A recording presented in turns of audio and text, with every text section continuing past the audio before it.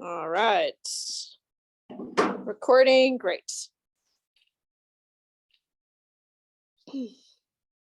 Just in case you somehow have missed it, there's no school tomorrow, right?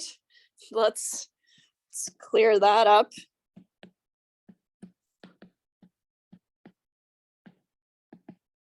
It's a long weekend, Remembrance Day. That's like the first thing I do at the beginning of the term is just figure out when all my days off are so I can work towards the next one. After this, we don't have any holidays until the big one, Christmas. All right.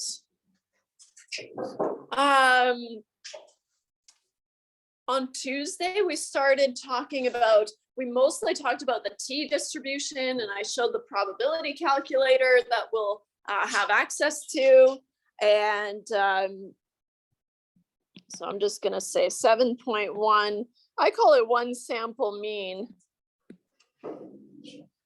I think the textbook has a fancier title, probably inference for one sample means with the t-distribution or something like that.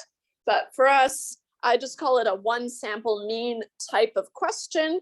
And this is continued from last day. Oh, that doesn't look like continued.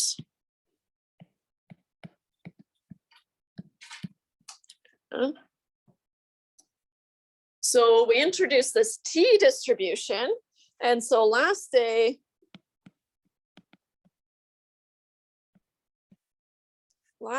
we found the distribution of X bar,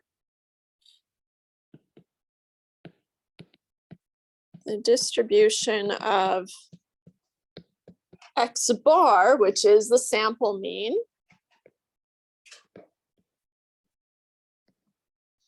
follows a t-distribution with n-1 degrees of freedom. Follows a t-distribution with n-1 degrees of freedom. What's nice is this is not the first time that we've seen this concept of the degrees of freedom. We saw that with the chi-squared too, right? Where the degrees of freedom dictates the shape of the curve, right? Not drastically, but as we increase the degrees of freedom for a chi-squared, right, it becomes kind of more normal. And same thing, as we increase the degrees of freedom for a t-distribution, it becomes more normal, kind of closes off the tail areas or makes them smaller.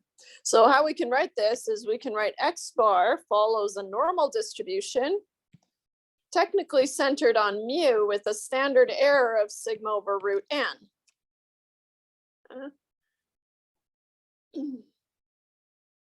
So this is the spread of our X bar. The problem is that sigma is the population standard deviation. And so we don't know what that is. We're trying to figure out what the population looks like.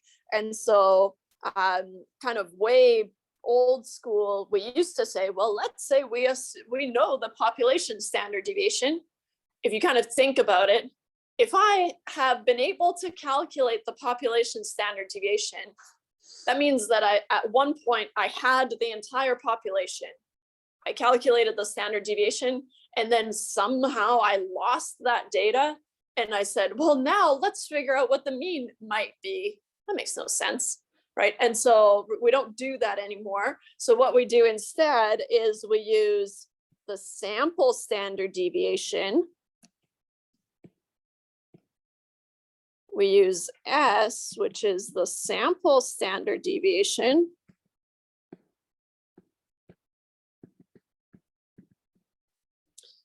To estimate sigma.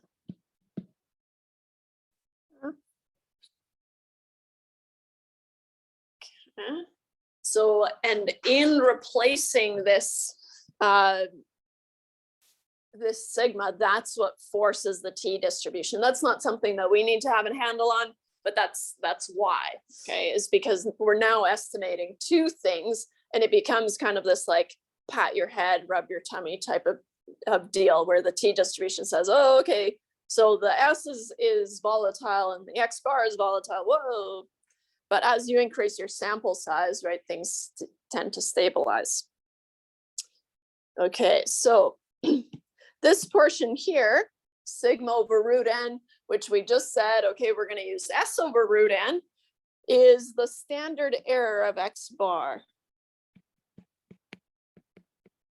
So just like before, I'm going to use the standard error, and then in a little subscript, I'm going to denote what it is the standard error of. It's the standard error of the point estimate.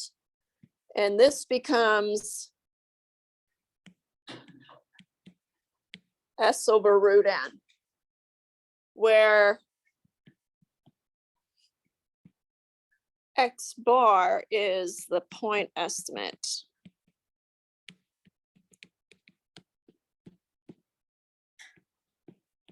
The point estimate of what? The sample standard deviation is the point estimate of the population.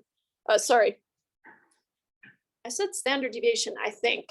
The population mean is estimated by the sample mean. Wow. X bar is the point estimate of mu. It's like, don't listen to me, I guess. No, do, but sometimes I mess up. From the proportion side of things, we established how we construct a confidence interval in general, and that's still true. Okay, so the confidence interval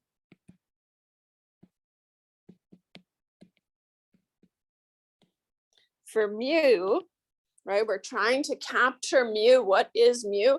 Is going to be a point estimate. I'm gonna just scoot this over just a smidge here. Dink.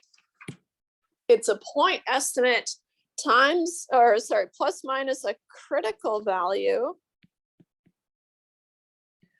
which, because I'm talking about a mean, right, that critical value is going to come from the t distribution and no longer the z distribution. But that's the only thing, right? The idea behind it all stays the same, times the standard error of the point estimate.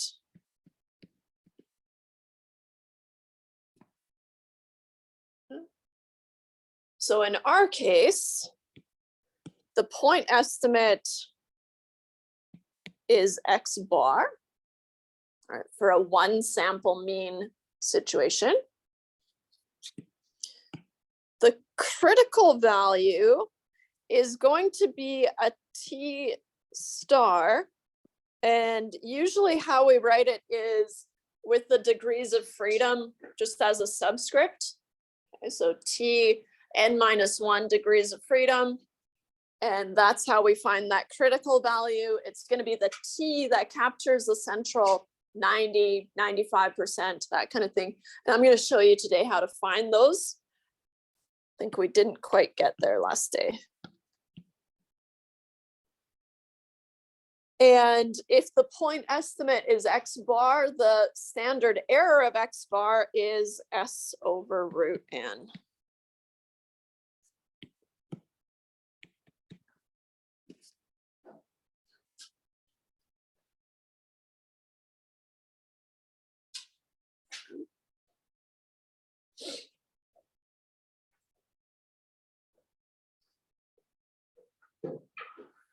Okay.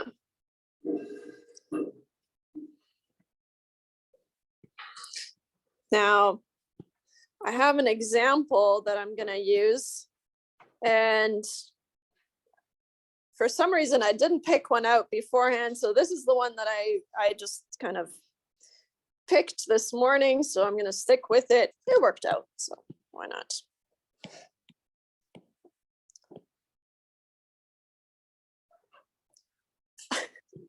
Truth be told, I only picked it because there wasn't a lot to read, right? Which is kind of nice in the beginning.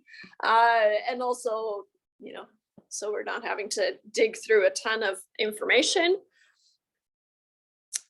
All right, so here is the question.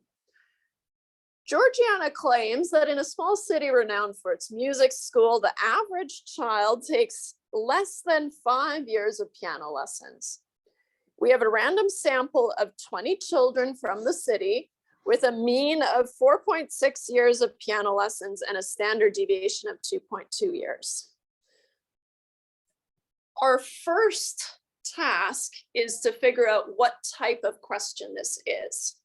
As soon as you see a mean and a standard deviation, you know it's not going to be a proportion question, right? So you can just scrap all those formulas that we used before and focus on the means formulas that we'll have, right? Thinking especially for the final exam, where you have to read the question and figure out, okay, which one is it?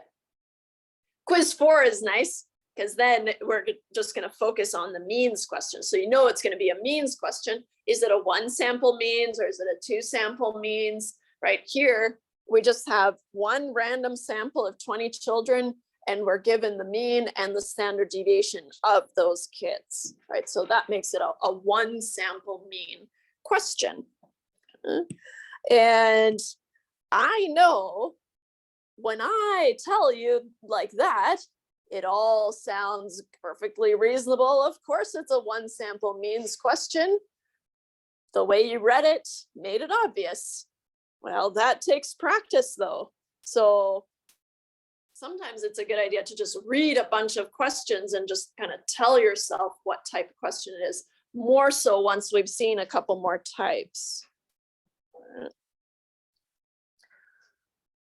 This tells us that our n is 20 and x bar, right? How we read this. So we have a random sample of 20 children.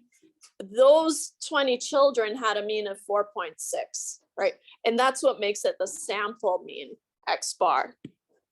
So x bar is 4.6, and the standard deviation of that sample is 2.2. So that means that S is 2.2.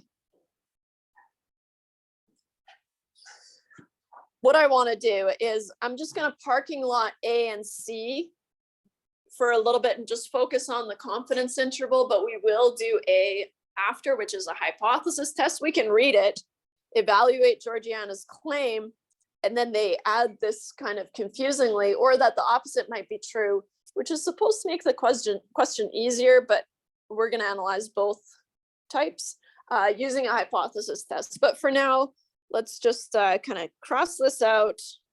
Let's parking lot that. Wait, looks like I underlined it for a little bit. And I'm also going to parking lot this. We're just going to focus on construct a 95% confidence interval for the number of years students in this city take piano lessons and interpret it in the context of the data. Wow, what a curveball. I say that, maybe it was. We talked about the conditions for what we call a t-test, which is a means question.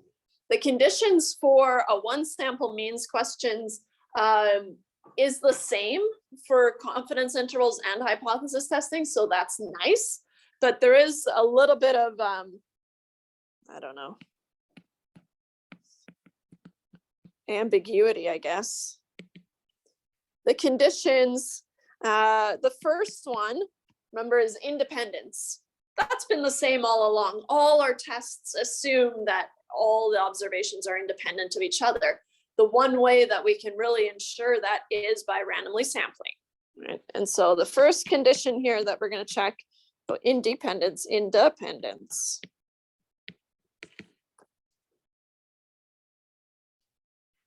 It says that we have a random sample. And so then I can assume independence. The sample was randomly selected.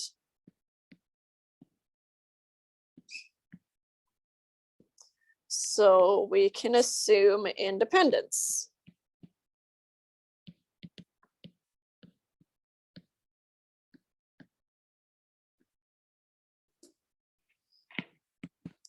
The second condition was normality. Okay, that's technically what we check with the success failure condition, but or the sample size condition. I can't remember when we use that, but anyways, so technically we've been checking normality all along. We haven't called it that because it doesn't really, there's no connection there. Okay, but remember for means questions, so for t-tests, and that's kind of a common way of referring to any analysis that has to do with one or two means, is you do a t-test.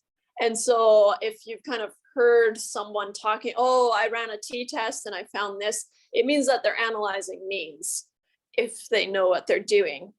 Although I have had colleagues at my market research firm that did t-tests on categorical data. How? I don't know, but they did. And I had to kind of gently tell them that that doesn't make sense.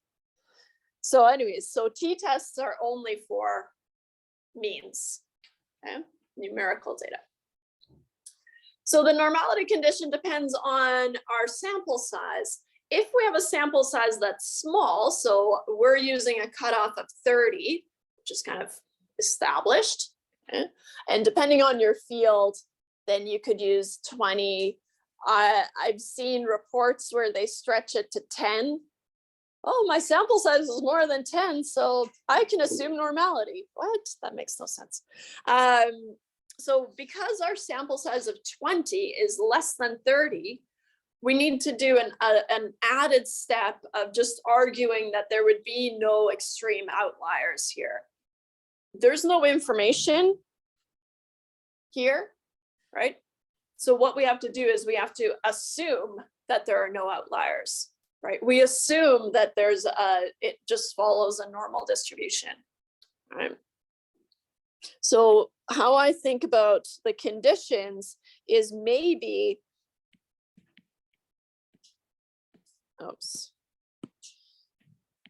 calling them the assumptions, maybe that's more helpful. The textbook calls them the conditions. I used to call them just the assumptions. And maybe in this case, it's a little bit better because here we just have to assume that it follows a normal distribution. The distribution of the years that these children take piano lessons follows a normal distribution, which is reasonable, I would argue. Okay.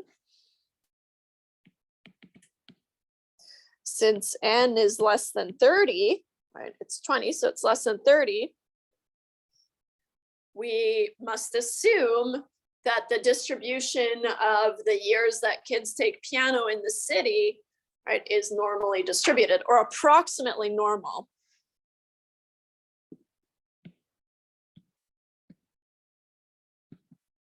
We assume the distribution looks approximately normal.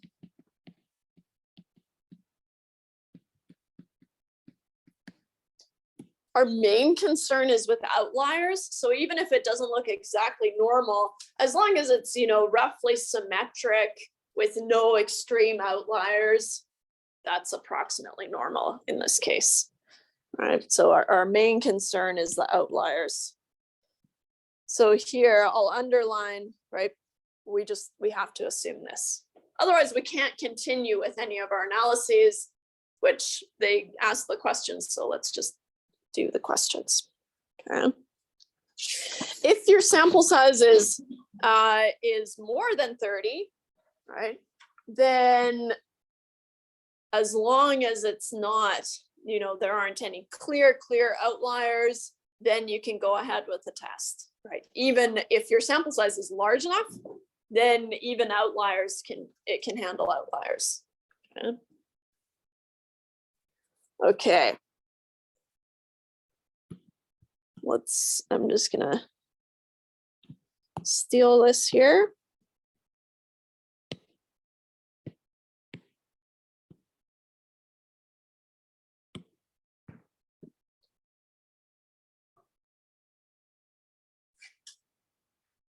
We're asked to construct a 95% confidence interval for the number of years students in the city take piano lessons and then interpret it. So let's just remind ourselves the setup for the formula for the confidence interval. It's x bar plus minus t star at n minus 1 degrees of freedom times s over root n.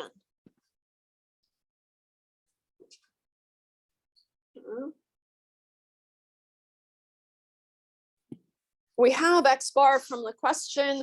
I have s from the question. I have n from the question. So the only thing that I really don't know yet is this critical value, the t star. So here, first thing I need to know is my degrees of freedom. Degrees of freedom for one sample means questions is n minus 1, which is 20 minus 1, which makes 19 degrees of freedom. That determines the shape of this thing. And so what I want you to do is, well, what we want to do, I guess, is I want to find the negative t star with 19 degrees of freedom and the positive t star with 19 degrees of freedom that captures the central 95%. Same idea as before with the Z distribution. It's going to look the same. It's just we have to use the T distribution. So if I have 0.95 here, I have 5 split evenly amongst the tails. And so let's do this here. So then this is 0.025. And this area is 0.025, right? Since the total area has to be 1. Okay.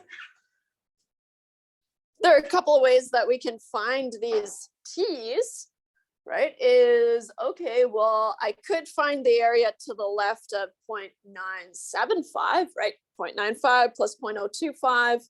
If you want just the positive value, I always find that it's a little bit easier to just find the negative and then just drop the negative. All right. So what I want to do is I want to use this, the probability calculator that I showed you last day. Not that one. And it's inside your, and maybe that's what I'll do.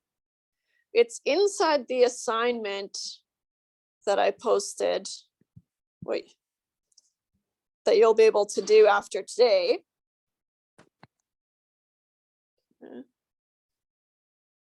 And what I'm finding is that when I look at it inside here, inside the assignment, it shows me this lower section, whereas if I go in the browser, especially on my iPad, it cuts off and I have to like kind of poke around blindly until it pops up.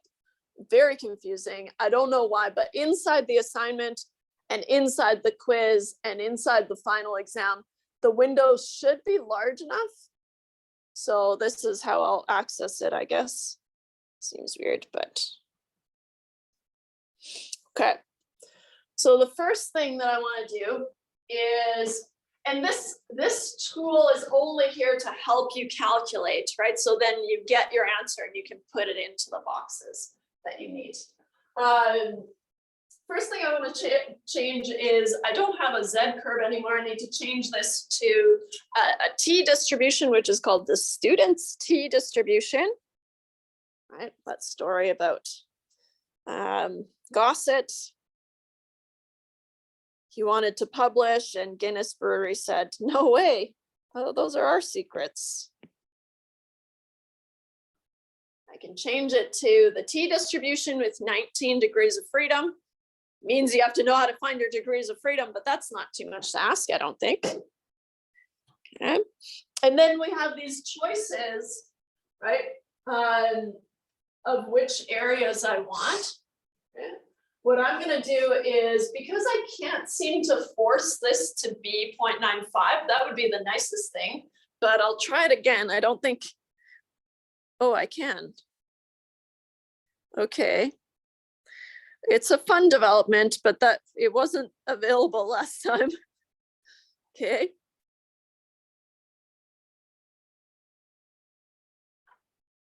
It's not adjusting though. Yeah, why isn't it changing those two? Anyways, so I'll go to my go-to method, which does seem to work. Something about the gray areas doesn't kind of reflect back. So what I'm gonna do is I'm gonna change, so when I do it with the one-sided, it lets me adjust this one or this one. I'm gonna force this to be 0.025, right? I'm gonna force the area to the left to be 0.025 because that is what I want for a 95% confidence interval. And I'm gonna screenshot this and bring it in.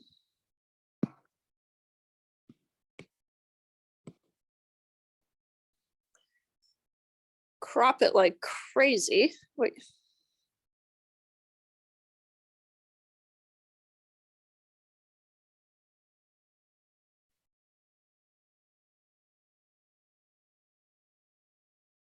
Yeah. So now, all right, let's map this. MapQuest. Did you guys use MapQuest? Yes. Good. I remember having the printed off MapQuest and I'm in the passenger seat directing my mom. Like, I don't know how to read it. It's too confusing. All right, so a couple of things. We had to find our degrees of freedom and I had to plug them in here, but that's reasonable enough. I had to find the area that I wanted to force to the left. And of course you could have forced it to be 0.975. You would just find what? That this value would be positive instead of negative, right? So here, this value then is this little guy here, right? I just need positive T star, so I'm going to drop the negative. And so therefore, T star at 19 degrees of freedom is 2.09302.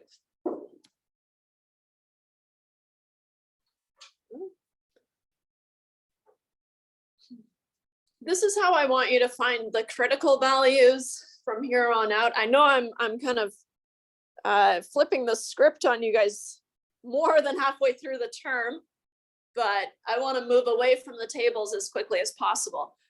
You'll still have paper tables if you want them, right? And you can still use them, but how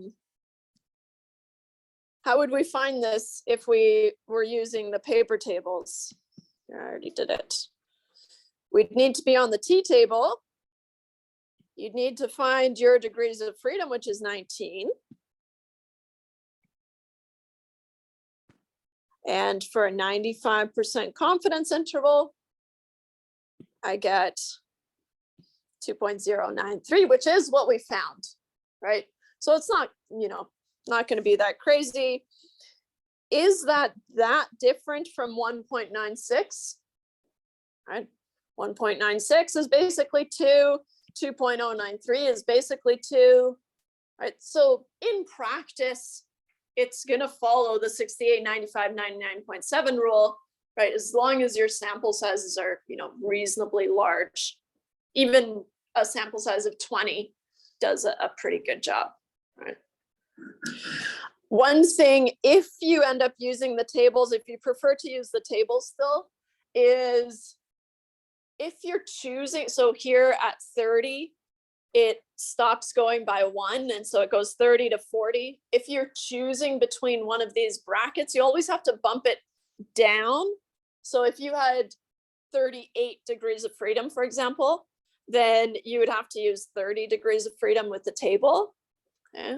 And that's only because you don't want to assume if you have 40 degrees of freedom, you have a sample size of 41, right? But if you only have 38, you only have a sample size of 39, right? And so you don't want to assume you have a larger sample than you actually do, is the logic. So even if you're choosing between 100 and 1,000 here, right? Even if you have 900 degrees of freedom, you have to use 100. At the end of the day, though, is there that big of a difference between 0.845 and 0.842 or even 0.841? No, right? For us, when we're doing these assignment questions, right, and you have to enter the answer, of course, you have to have the right value. But in practice, is it life or death? Not really. I guess I shouldn't say that while I'm recording. It is, it's so important. Oh, you don't want to be making sloppy mistakes. Right? When we can be precise, let's be precise. Okay. So that means that we have our critical value. Right? So this is the critical value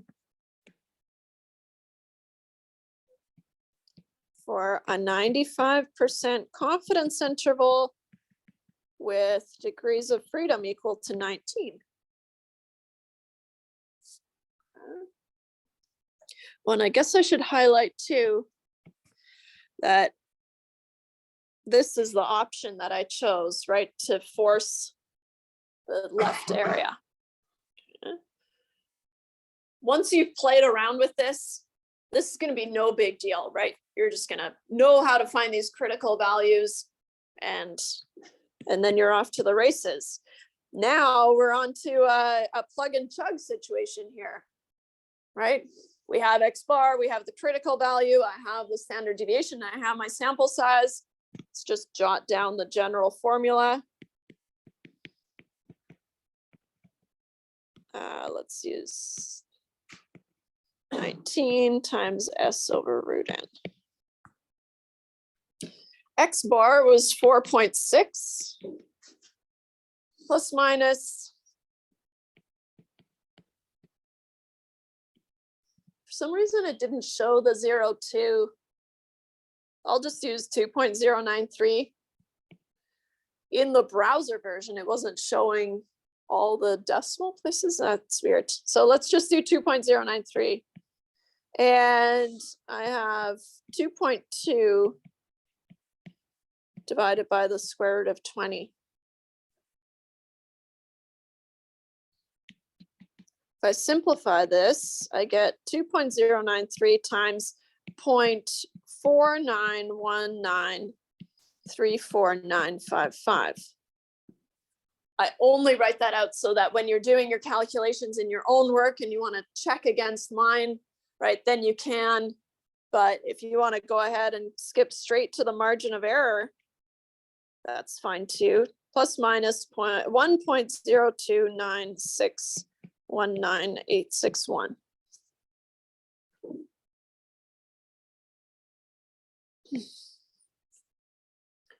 Which gets me to 3.5703800139 up to 5.629619861. Let's just round that to 2 decimal places. 3.57 to 5.63. That calculation is really no different in the amount of work than what we did for proportions for a one sample proportion, right? And so that's nice. Yeah. One thing, just as a heads up, that's nice about means questions is that the standard error is going to be the same for the confidence interval as for the hypothesis test. So especially once we move into 2 sample means, right, that means I have a standard deviation from both groups, a sample size from both groups. So that calculation is going to be quite large.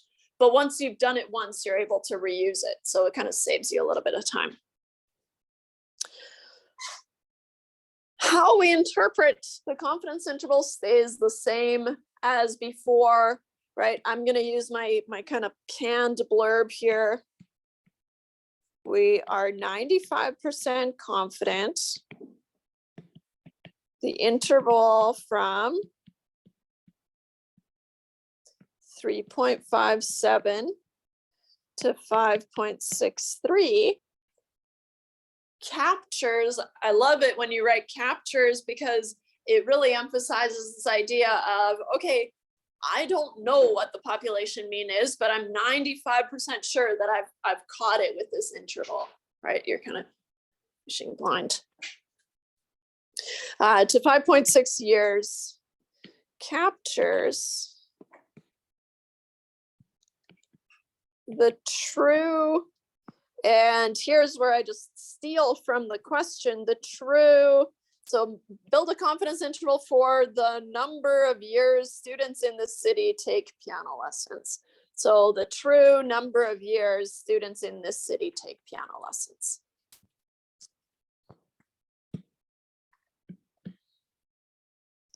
Number of years. Is it students in this year? I feel like it should be children in this city.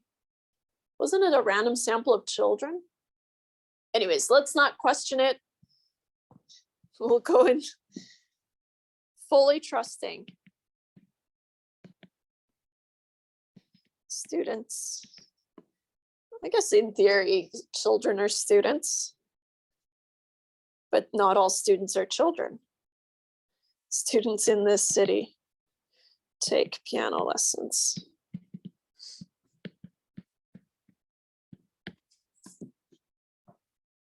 Huh?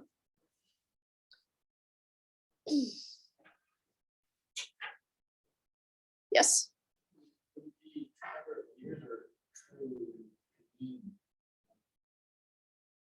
Technically mean, but I'm trying to just steal from the question. So yeah, you're absolutely right. We should be hypothesizing about the true mean, the population mean number of years. Nice catch. But if you just take the question and reword it as an answer, I'm happy. Right.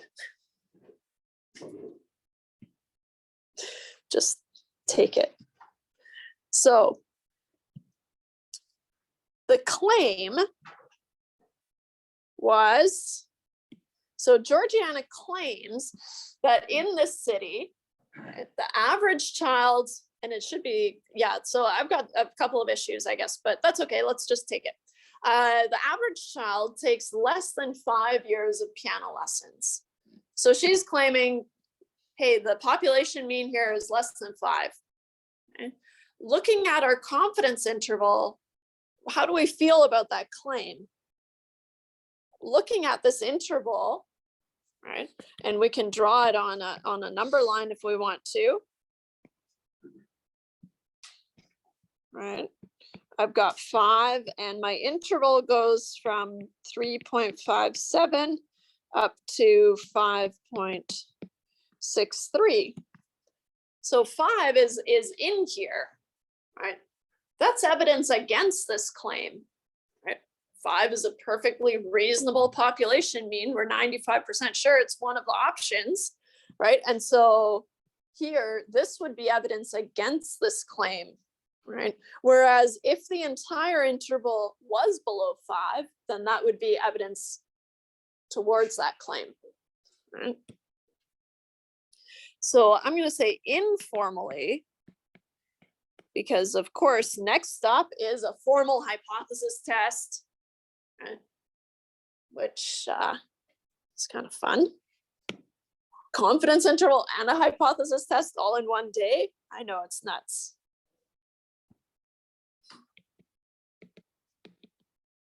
So informally, this is evidence against Georgiana's claim. This is evidence against And of course, I had to pick someone with a long name. Georgiana's claim, since the interval contains 5 years.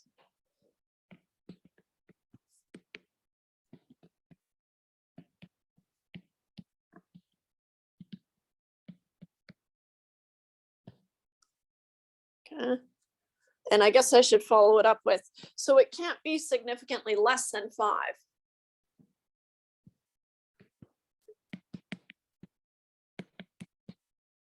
So it can't be significantly less than 5.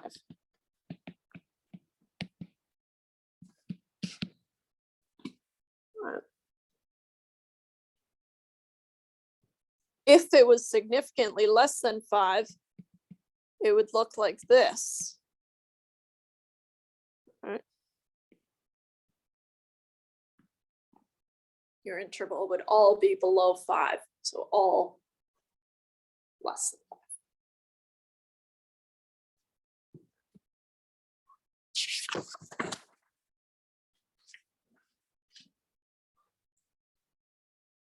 How about formally? Thought you'd never ask, Emily. Let's do a hypothesis test. It's been so long. I know. All right. So what's kind of fun at this point, I know you can't wait. At this point in the course is I just need to give you a few tidbits for a new test, and then you have everything that you need. Okay, so this is what we've been building up towards. Okay, and so I'm going to give you kind of the quick lay of the land for a hypothesis test, so a one sample means hypothesis test, and then you'll just be able to do questions, and that's kind of cool. Not without a lot of work from your end, right? You had to work to get here, but now that you're here, it's kind of fun. So hypothesis testing for a one sample mean. This is all in one sample mean, right? Yeah. All today, all this week has been one sample mean. Next week, we'll do 2 sample means. And paired sample means. Oh, spoiler alert. And then more than 3 means. Or 3 or more. And then a quiz.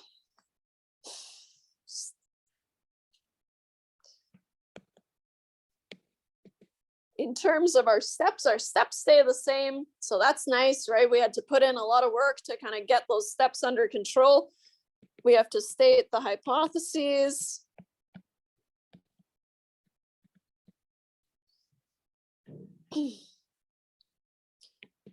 Which for a one sample mean question, your null hypothesis will always be mu equals mu naught. Okay. We're hypothesizing about the population, because if we were to hypothesize about the sample, that would be weird. We have the sample, we can find out anything that we want about the sample, right? So our hypotheses are always about the mean. We use the same notation that we did for proportions, right? We had P naught. P naught was the proportion I wanted to compare my sample to. Same idea here, right? I've got my mu naught, that's going to be the mean that I want to compare my sample to. Our alternative hypothesis in general is going to be mu is not equal to mu naught, right? That's going to be a 2-sided test.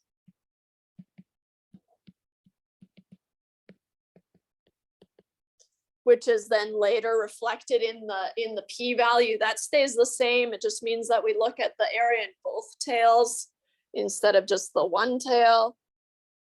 The other option is less than or greater than. And these are going to be one-sided tests.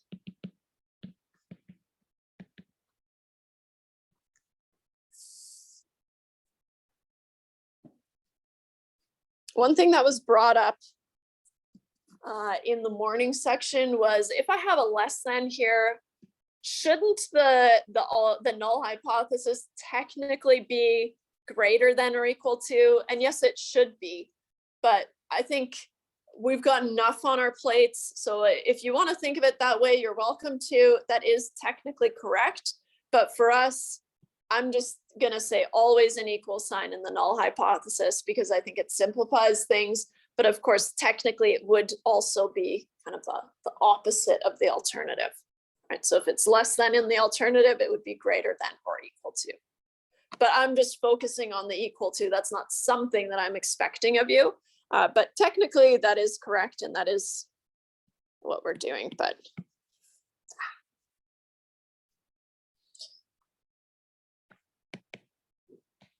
step 2, do the test.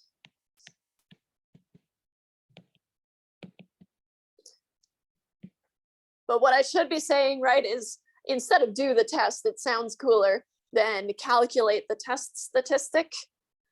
I also tend to avoid saying that because it's hard to say. Calculate the test statistic.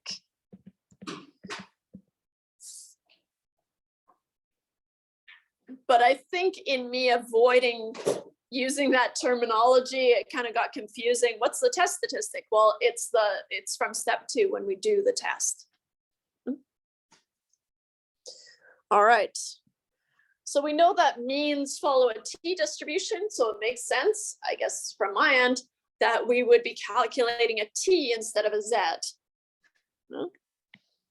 The t has the same setup as any test statistic. So any test statistics takes your sample information, so your point estimate, how far is it from your hypothesized value, taking into account the standard error of the point estimate. So the general setup of any test statistic is your point estimate minus the hypothesized value divided by the standard error of the point estimate.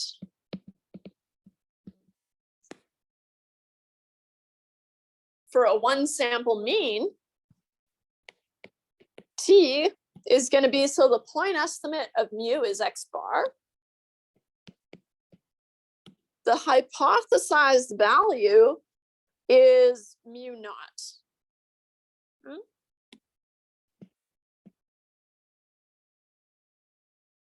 And the standard error of the point estimate, the standard error of x bar is s over root n. I like to throw brackets around there just to emphasize that that's one number. You could simplify it, but remember you'd have to do a fraction over a fraction, flip and multiply. And I think it's easier to just use it as one number. Now, once we have this t, which we've calculated, so I'm going to put a little subscript calc just to kind of emphasize that that's the one that we calculated. We are ready to find the p-value. So step 3 is still find the p-value.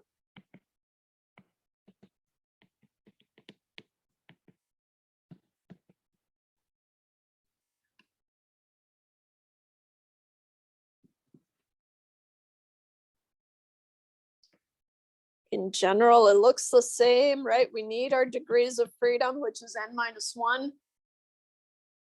Depends on the question, but for one sample means it's n-1. And then you're gonna have the negative version of the calculated t. I'm assuming it's positive, but I guess technically what I should write here is the negative absolute value of the t that you calculated. But I think, okay, fine, I'll do it. But only because you begged me to. All right, absolute value drops the negative, and then I force the negative. And then here, the absolute value of the t calculated. The the area in one of the tails is the one-sided p-value. The area in both of the tails is the two-sided p-value. Nothing has changed there.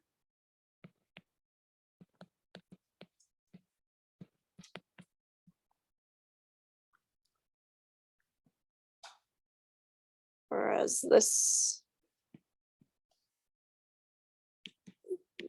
makes the two-sided p-value.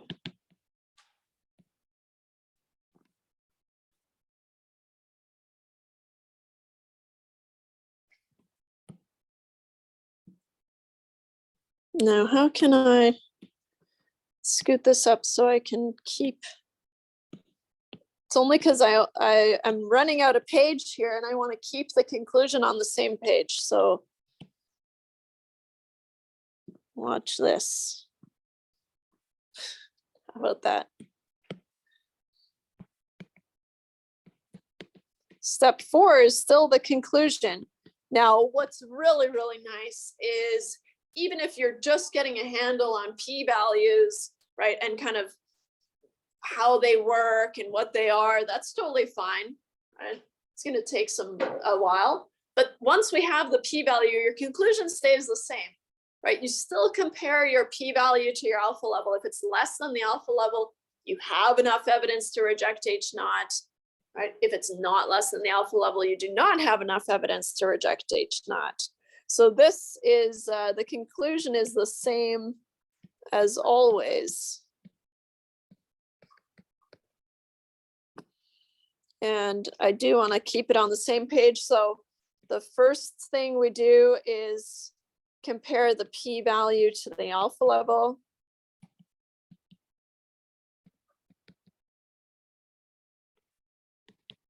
Then we state our conclusion in terms of H naught. Remember, we did all our testing assuming that mu is equal to mu naught, right?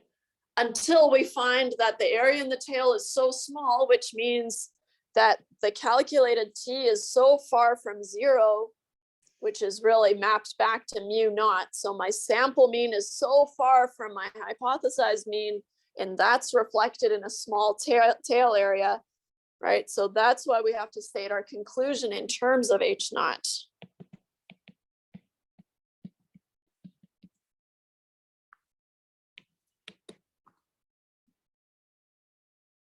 I could probably talk about all the ins and outs of this stuff for a long time. I used to teach summer courses up at UBCO, and they had 3.5-hour sections. And I forgot to give them a break one time. That's me, right? I know, I felt so bad. But no one complained. I was just up there dancing. Yeah. That's the worst that I've done though. In terms of like meanness, I don't give you guys a break. It's only 1 hour and 20 minutes. Give me a break. Give me a break. No, I don't need a break. I think because I'm up here moving. And I'm having fun. All right. So let's do this hypothesis test. Okay, they kind of made it a little bit more complicated by adding some words. And the reason for that, I'll give you some background, is because in the textbook, they made one-sided tests optional. So they're just trying to force it to be a two-sided test. Doesn't really make sense in this case. But so what I want to do is I just want to go through both options just so we can see. Wait, 4.6. So now we've made the confidence interval.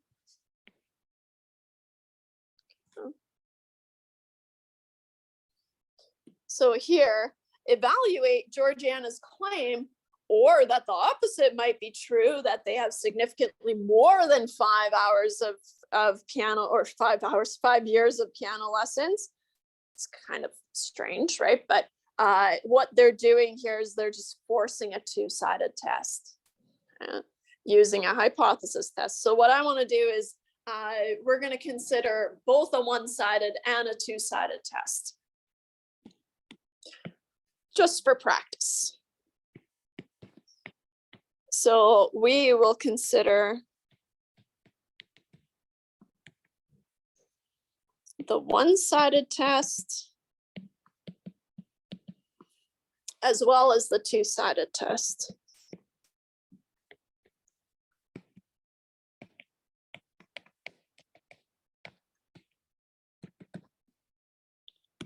So just to show what I mean here, copy.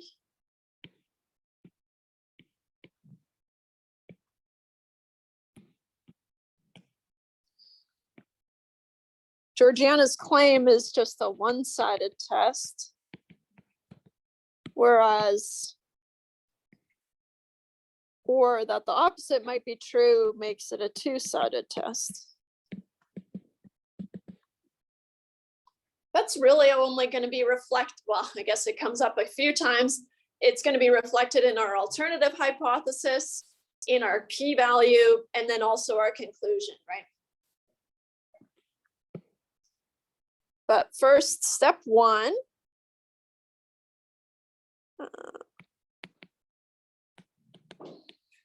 we have to state the hypotheses.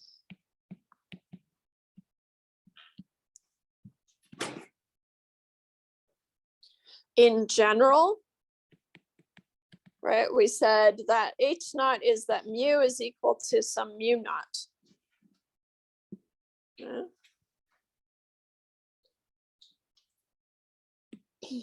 Mu naught in this case, right, was that, okay, she claims that they have less than 5 years of piano lessons, right? And so the value that I want to compare my sample to is 5. Okay, that's nice. So now for the one-sided test, and then I'll do the two-sided test on this side. For the one-sided test, the null hypothesis is what? That mu is equal to 5. I have to assume that 4.6 is not different from 5 until I have proof that, okay, well, it's actually pretty far away from 5. So, right, or maybe it's not. That's what we're here to find out. In terms of the one-sided test, we have to choose the appropriate sign, right? So in this case, it's going to be mu is less than 5 because that was what matches her claim.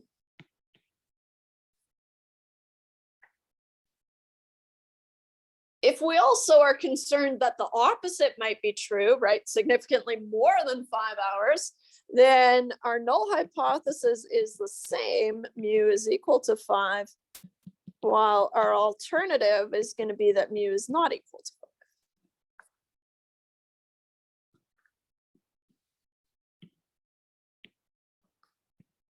This is it. The sign here is the only difference. What this means, and I'll use pink here, this sign says that the p-value is going to be the area in the lower tail. Right? So the p-value is the area in the lower tail. Right? If I want to show that mu is significantly less than 5, right? If the distribution is centered on 5, then I have to be in the lower tail. So as extreme or more extreme puts me in the lower tail. If this was greater than, then the p-value would be the area in the upper tail, right? Not equal to just means that it's the area in both the tails. So the p-value is the area in both tails.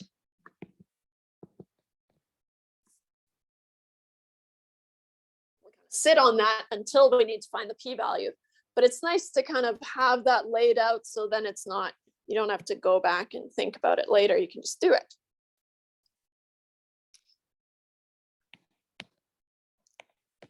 Step 2, do the test. Or if you're boring, calculate the test statistic. Maybe that's not boring, if you're proper. We said that the t, right? T is our test statistic. We're doing a t-test. T is x bar minus mu naught divided by s over root n.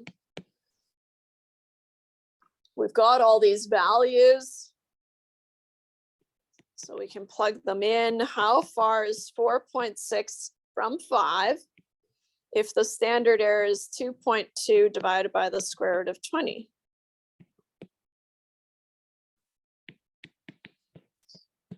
Just so you can check your calculator work. Negative 0.4 divided by 0.491934955. Notice that, of course, that's the same as for the confidence interval. So that's what I mean. If you have it stored in your calculator or something, you can just reuse it. Which puts me at negative 0.81311568282, which I'm going to round to 4 decimal places. Negative 0.8131.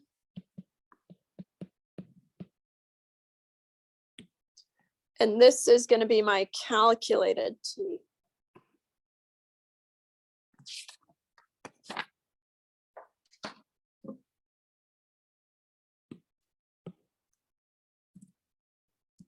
Once I have my t, looking at this t, 0.8 is not that far from the hypothesized mean, right? It means that 4.6 is not that far from 5.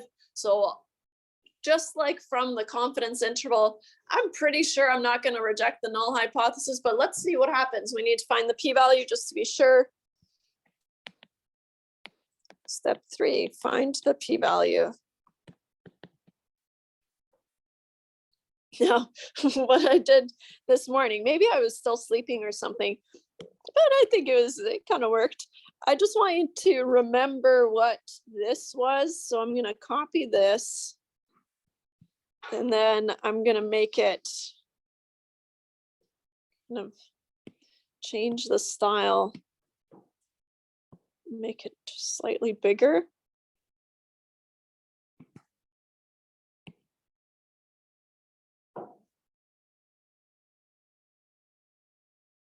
So here, we're just remembering H0 and HJ.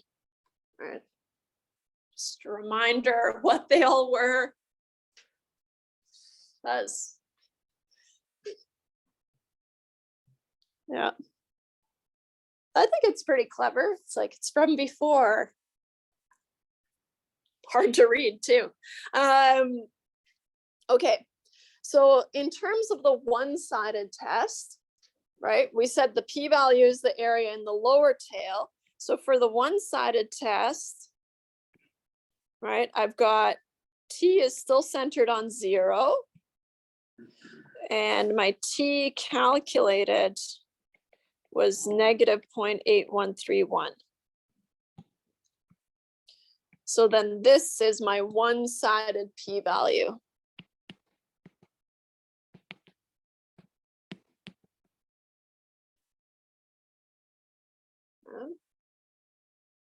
How I'm going to find this is using that probability calculator. I think that's like the easiest way. So let me go back there. Okay.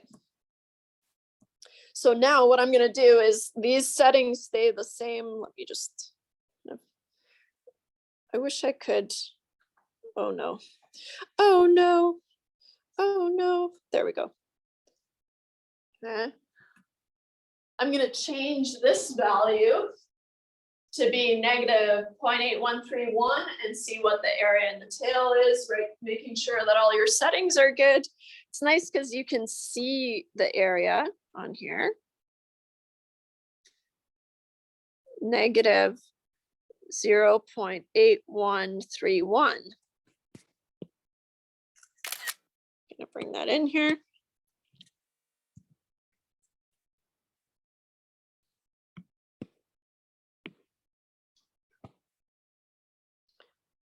crop it like crazy. Crop it like it's hot, crop it like it's hot. Okay, so now, right, I plugged in that value and I found that the tail area, so this is the one-sided p-value, which is very large, right, compared to 0.05.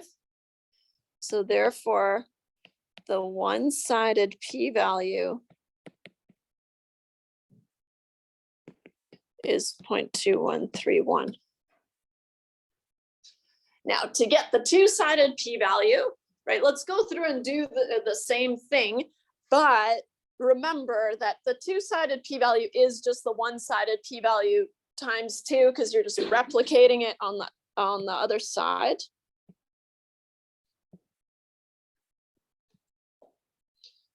So it's centered on 0, and you've got your t calculated negative 0.8131, and then on the positive side 0.8131, and then this makes the two-sided p-values. So let's go ahead and change this here.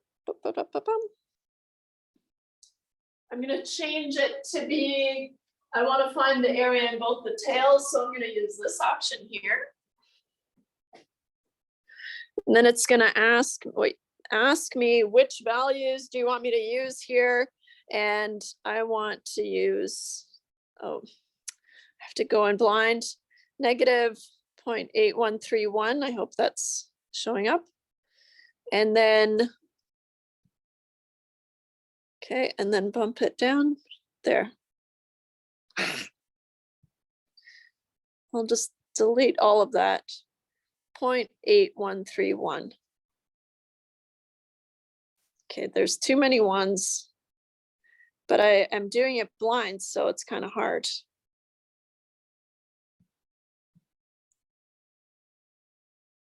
Hey, why is it? Oh my gosh, so finicky.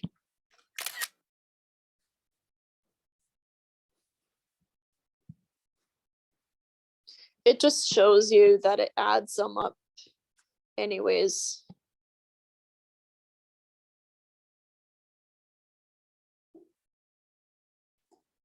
So I'll just snag that in here. And this becomes 0.4262. So therefore the two-sided p-value is 0.4262.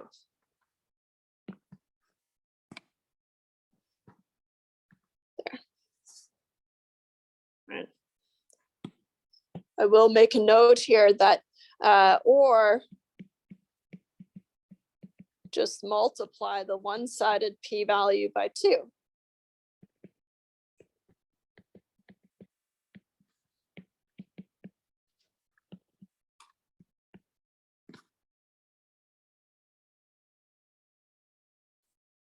As a general note, a confidence interval is the equivalent of a two-sided test, right? I was 95% confident that it was between these two values, or I have to find the area in both the tails, right?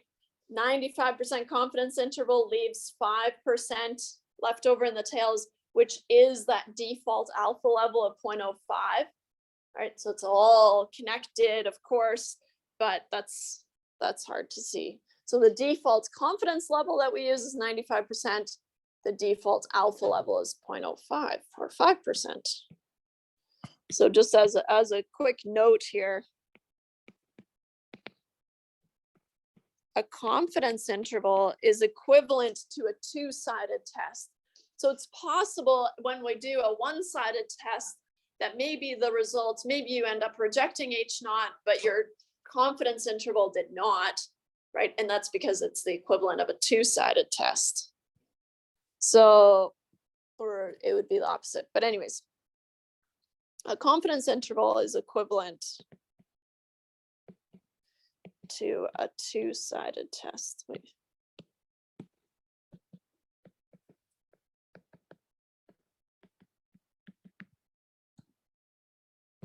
So now we're ready for our conclusion. I'll do a conclusion in terms of both the one-sided and the two-sided test. But what I'll do is I'll just do it for the one-sided because it makes more sense.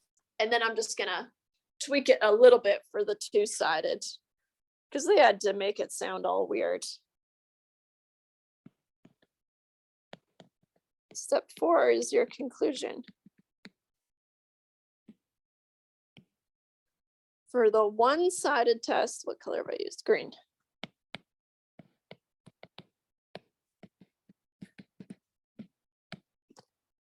Our one-sided p-value is 0.2131. So what I'm going to say, and we use that same blurb, or you're welcome to use the same blurb that we always do, or that I always use.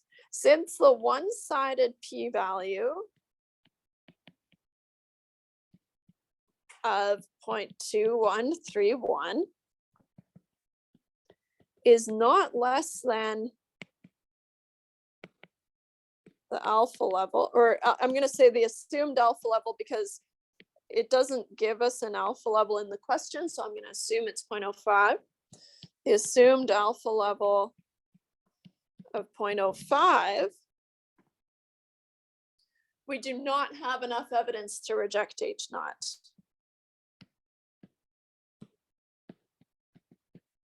We do not have enough evidence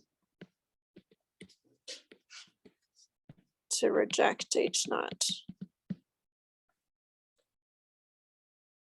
Which means in terms of the question, right, there's not enough evidence to support Georgiana's claim that on average they have less than 5 years of piano lessons in this town or city. How I have it written out here is therefore there is not enough evidence to say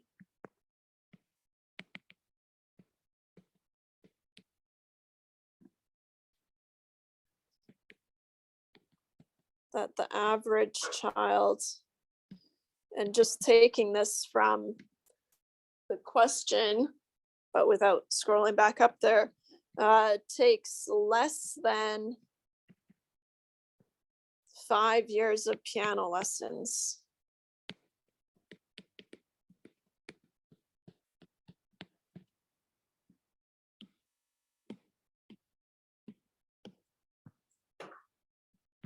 If we were doing the two-sided test,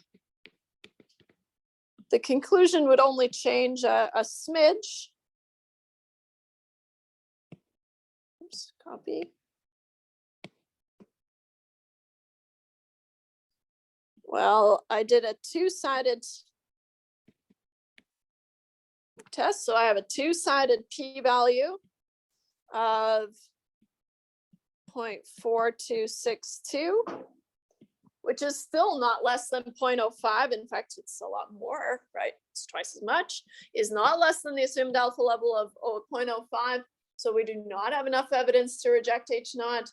Therefore, there's not enough evidence to say that the average takes less than or more than 5 years of piano lessons on average. Should add that.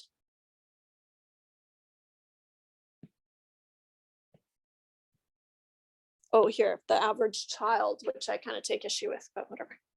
It's the average number of years. One thing, I know I only have probably a minute left. I just want to show you so that you can poke around in it. Okay.